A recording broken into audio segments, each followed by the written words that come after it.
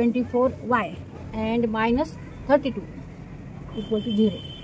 आता change all sign, plus the minus, minus the plus, minus the plus. मग 3x square plus 3y square plus 4x minus 24y and plus 32 equal to 0.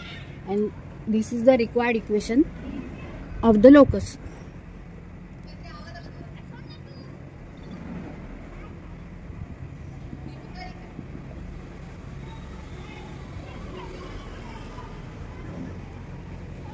Equation of the locus.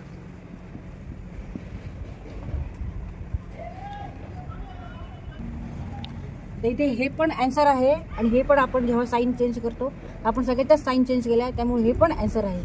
Hey simplify केलं इथे आपण. This is required equation of the locus of point P.